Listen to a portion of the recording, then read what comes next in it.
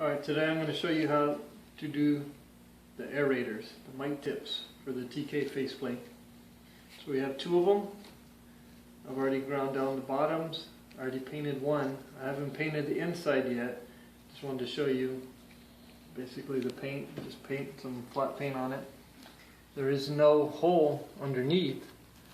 I drilled a hole and then put my own screw in. So here's a screw. Just to show you. Just a regular one. And what I'll do is I'll screw the nut on first.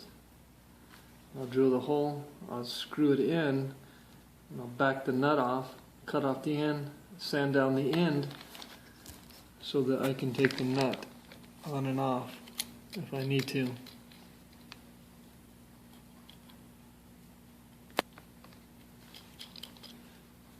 Okay. I went to Ace Hardware, got a strainer, and this was a screen for it. It's like $4.99, $5 for that.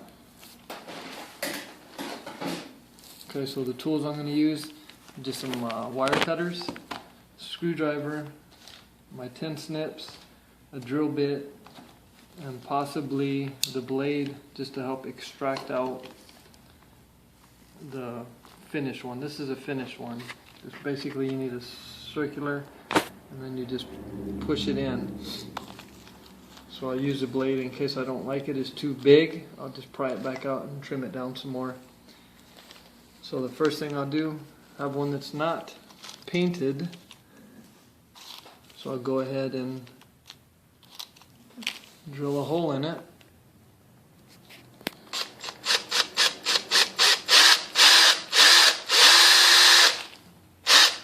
Okay. So once the hole's in it, then we'll get the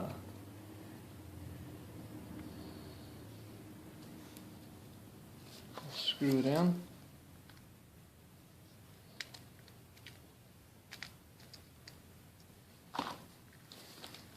And I make them just a little bit smaller, just so it's a tighter fit when you screw them in. Do you ever use glue in there? No. No glue. Really don't need to. And once you screw them in, they're in there pretty good. And screw them in, don't have to go real far. So I accidentally drilled all the way through. I'll just throw a little bit of E6000 in there and then just paint over top of it. Don't really want the hole all the way through, but this resin, sometimes if you're not careful, you could drill all the way through. So now that I have it enough, let me do it this way. I'm going to cut it off, the head. So now I have a nasty edge. Like I said, I put it on the grinder and it turns into back to a flat edge. And then I'll grind it, and then with the nut already on it, when I unscrew it, it'll help clean the thread up so that I can screw it back down. So that's how I put a nut in. So this is in there pretty tight. It's not going to go anywhere. It's not going to come out, other than me having to seal that hole that I put in there, seal that back in. So now,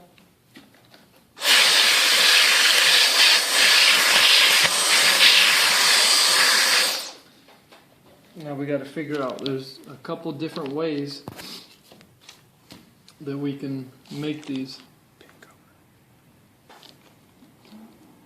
I start with a flat one, just do a flat piece that's a little bit bigger, and then I trim it down.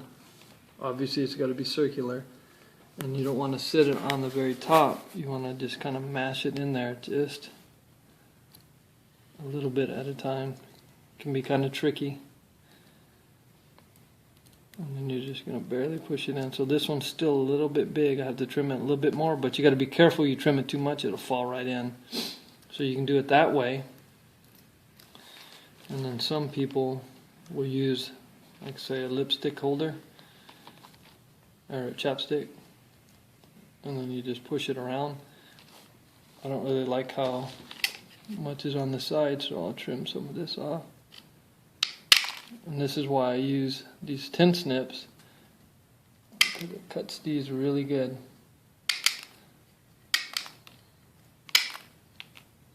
Okay, so now they're pretty close, and you're just going to shove it in there a little bit at a time. Okay, once you got it in, and you're going to shove it down. And what you want, it needs to be flat, but the only problem with this is, see how this is round, it's not flat. So I might have to try it on the other end, make it a little bit flatter so that it's not that funny roundness. So now we'll pull this back out.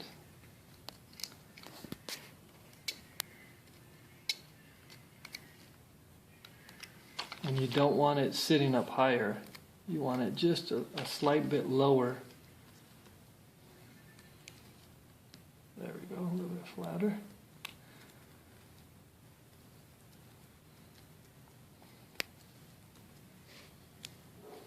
So now it's much flatter. It's not so round because of the end is rounder. Okay. Now we'll try it again. Again, just work it a little bit at a time. If some go in too deep, you just use your little screwdriver or a razor, like what I'm using, and you can push it right, pull it right back out. This one's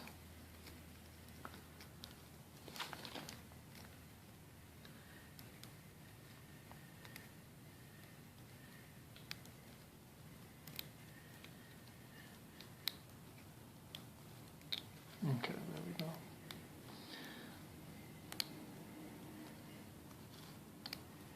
So we kind of have that, but again, the reason why I don't like this is because it's lower here and it's lower here.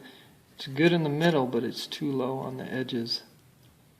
So we'll try it one more time. You don't want it sticking out above the edges here. Try it once more.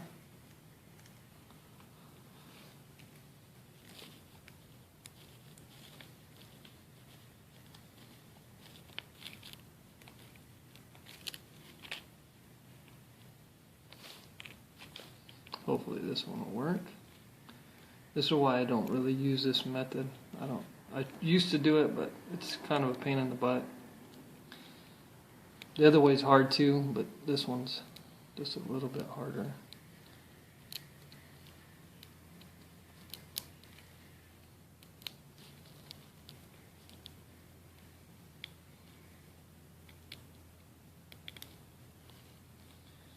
It seems like every time you go to push it in, you end up pushing one side in too much, and it just does the same thing where this is lower and this is lower. So to me, this way sucks. I don't use that way.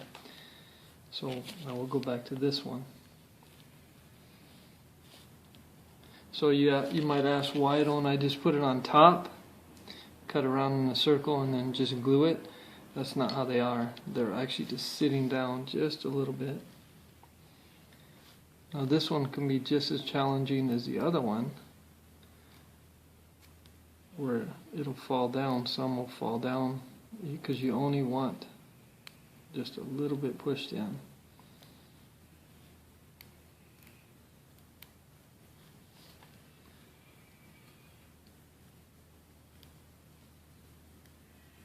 So I can use either a toothpick or a washer, but once I get them in, one side's going to fall down. You just grab it and try to pull it right back up without damaging it too much.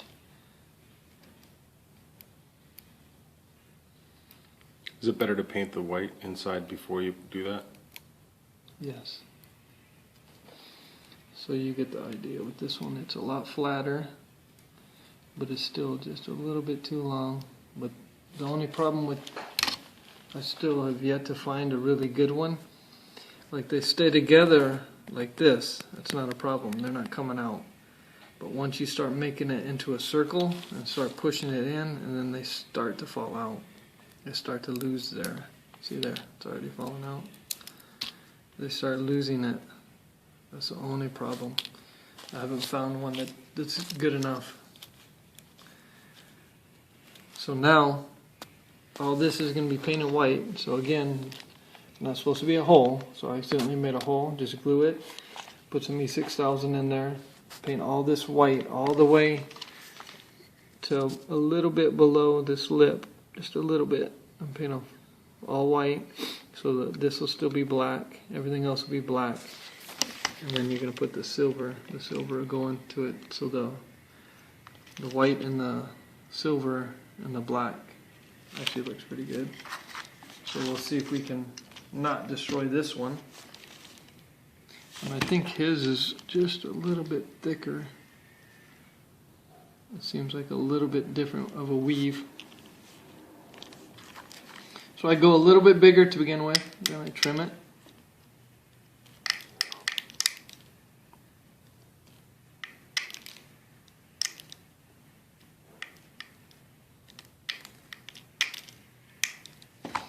So it's a big ugly circle, and I put it in and just kind of slowly start making it smaller and smaller.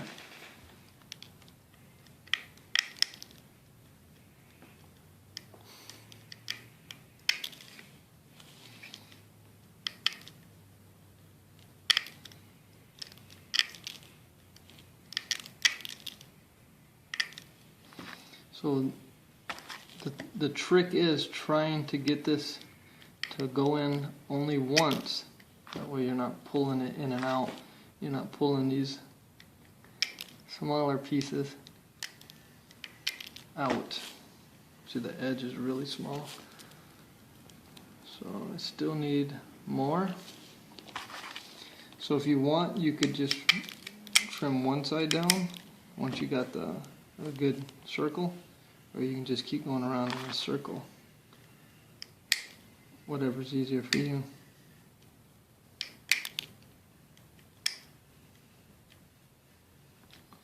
And I've done this before where I've made them too small. See, now this would be perfect if all you did was just glue it on top. Just push it in there and glue it on top, but we don't want it on top. We want it inside.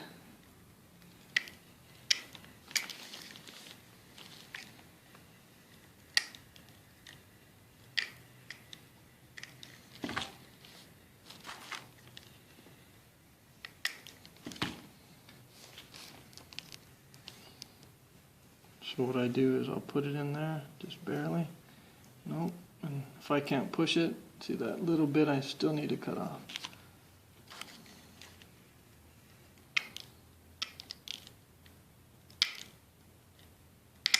Okay, let me try it again.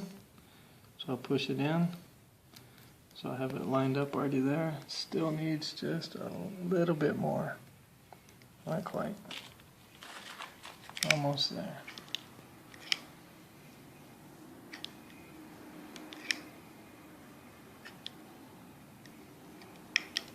Here's the tricky part though. When it comes to this part, you're so close. But if you cut off too much, then you have to go all the way back to the beginning. Okay, put it back in. I think I might have cut off just a little too much. We will see. So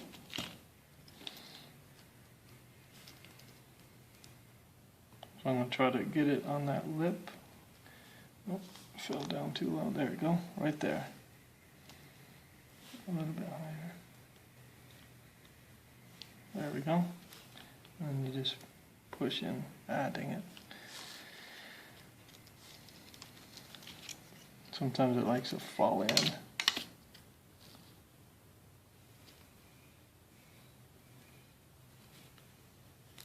Oy.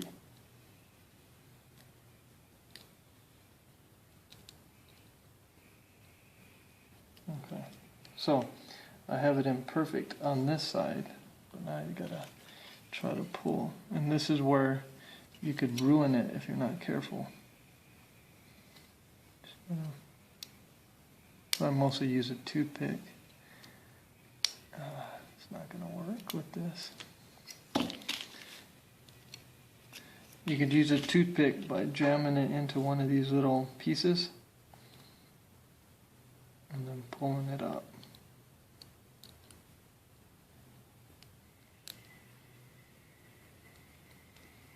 There we go. There you go, right there. Takes some time, but it's actually worth it in the end. So we have this way that when you put it in, it bows and just does all kind of distortion, or you can just take your time and build one where it's circular and it fits right in.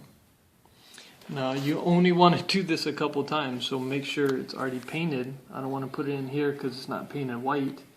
But once it's painted white, then you just and make sure the paint is cured before you start messing with it, because then you're going to have to come back and repaint it. So it'll be white inside, black on the outside, and then the screen, and then the nut underneath. And the inside's gloss and the outside's flat, right? That doesn't really matter with the inside, but yeah, you could. That's what I usually use is gloss. So I'll poke a hole. I won't be able to use this one.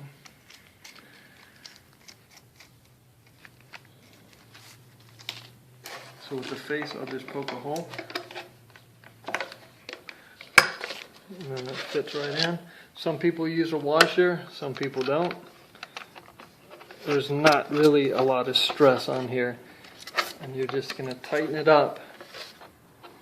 Finger tight. Right there. So it's not going to go anywhere. And then you put it on and there it is. But if you wanted to, you could put a washer back here. You could build this up. Some people will build it up to make it stronger, but this is actually, it's pretty strong. It's not going to break. Once you put it in, you're done. You don't have to keep fiddling with it. Some people I've heard, and I even actually had one of my Hovi tips used to have a speaker in it. But I stopped using that. I use the Acres amp, and I use the ICOM, and then just a regular, right in here, I'll put a speaker, and then the wire will come down, fit into it. Okay, so we talked about the Hovi tip and speakers for it. I don't really like doing it that way. I used to, but I don't like it. So now the new way I do it is it's called Acres amp. It's a voice booster. This one right here is a 12 watt, and it's a model 1505 TK Products. I want to say it's TK Products LLC.net. I think they have. I can't remember exactly what his email is, but TK Products sells these a lot cheaper than Amazon or eBay. So the one that you see here is a 1505. So when you get it, it basically has these things right here, these, and this. So I take them all off. On both of them, I have them off. You don't need them because they're actually going to go into the chest. But what this particular person didn't know is a 1505 is actually too big for a stormtrooper to fit in there, because this speaker is going to be right up on your chest, and it could affect how the chest will sit on you. So we also have an ICOM, which it's a newer one. Yeah, mine's, the stuff's already off. So it's Imperial Communication System. So Imperial Communication System. That's what ICOM. And all this does is give you a static burst. Does nothing else, just a static burst. And then you get a mic tip, which these suck. They're really hard to keep on your head when you put the helmet on, because you got to put the helmet on sideways and then turn them. And then it comes with the various wire, and then there's also, they call it a, actually I think this one came with the ICOM. This is called a PTT. You push it whenever you want to go. So there's actually a PTT button. So when you put the, let me So you're going to go to the mic. Actually, the mic will go up this one. You go to output into the Acres amp, the mic, and then your mic, whatever you decide to use, will plug in to the mic part, and then this will power it all.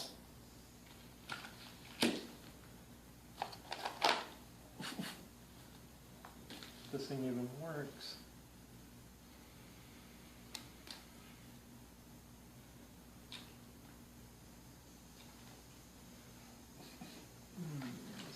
Oh.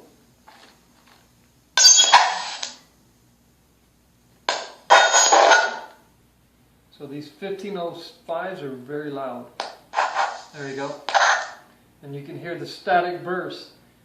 But this one, that's only the PTT. If you don't like the PTT, having to push the button every time if you have a weapon or something, you can just take that out. And then whenever you talk and you're done, it'll make the burst.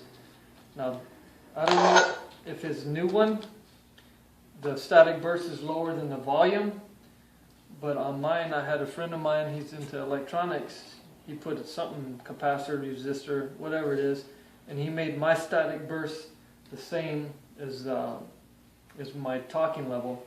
So when I talk, actually I think it does sound like this one's a little bit lower. The older ones, the static burst used to be a lot louder, so when you turned up the volume to hear, the static burst is like, and it was really hard to, got kind of obnoxious after a while.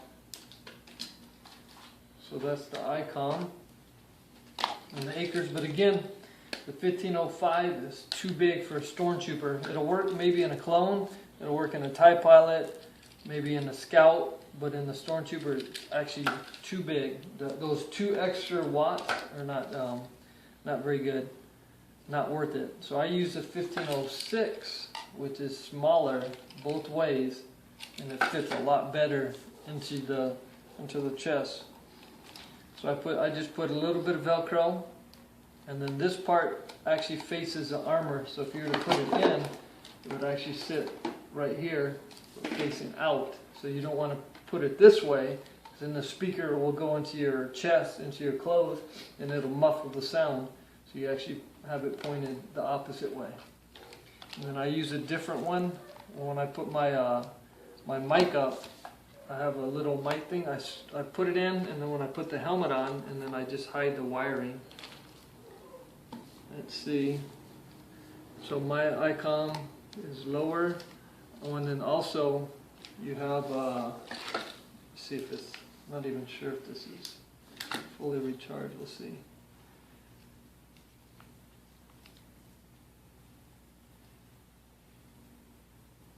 So I have 2 of these. I don't think this one's charged right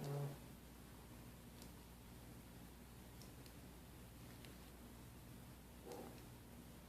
I can't even remember how to use it.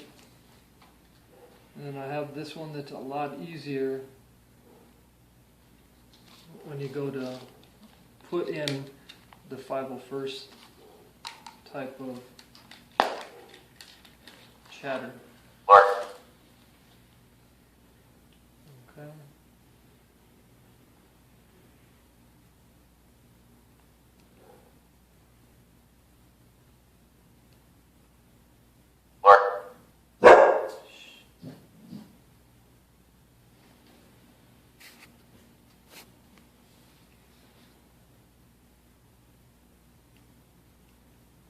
There we go. So this one's the Death Star one for the 501st chatter. All garrisons, be advised, ET-419 is now online. So basically everything that I have on this slightly bigger MP4 player, which I can do easier on my computer because I don't have iTunes on mine. So a buddy of mine put all this stuff on this one, but this one you can easily just plug it in and it'll recharge it. This one, all officers on the hangar level, you please have to check put in. batteries in, so you'll run out of DC batteries. 914, checking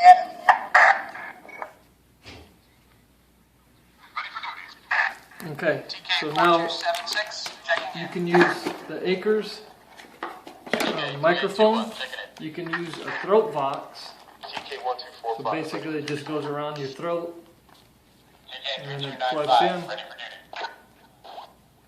But this one, depending on what costume you have, you're going to have a neck seal. So the neck seal's this has got to fit in there with the neck seal. And then I have it on mine where I have just a really small one that I put right here. And then this connection, it just plugs right into it. Then we have fans. So I built these fans myself. So I just got 2 battery holders right here. Made 12 volts. And then one 12 volt fan. It's kind of big, bulky. It gets kind of loud. I don't have anything on it just yet. And then I have, again, 2 more battery packs.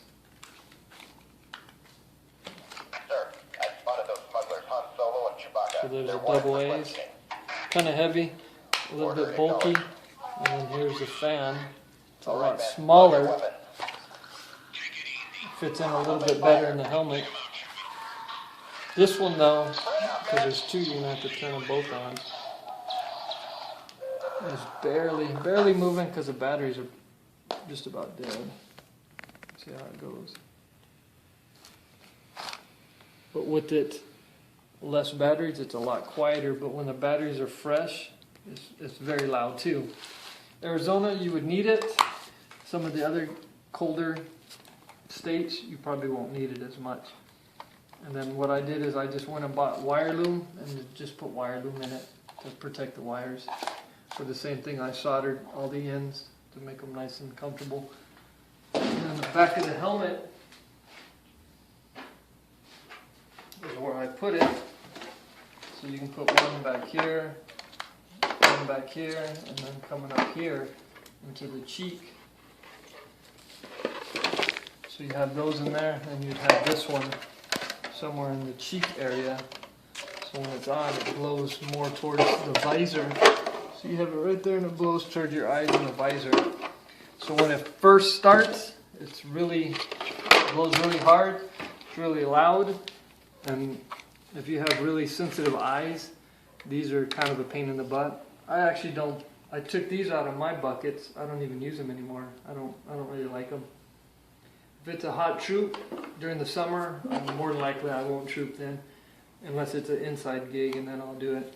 But if you're doing a walk or something like that, then a lot of times some people need fans to circulate that air to keep the lenses from steaming up. So, acres out, you could use a ICOM, but the only problem with the ICOM is there's a battery in it, and this battery, you have to unsolder it, solder in the new one, so it's a big pain in the butt. And with the older models, the static burst was too loud, but now with the newer models, it sounds a lot better. But I don't do the Acres amp anymore. It's actually just sits in my bin. I haven't used that in years. The 1506 is the better Acres amp, unless you have a bigger kit where you can fit the 1505. The 1505 is way too big. I found that out the hard way. Bought the bigger one by accident, and then I had to buy the smaller one. But I have 6-7 kits, so this can fit in my TIE Pilot. This could fit into a Scout Trooper. It can fit into in my Clone Trooper. And I use a Velcro, and then I put the Velcro in the chest, so I can just take it in and out and put it in whatever kit. Same thing with the MP4, and that's why I have 2 MP4s, one for each kit. That's it.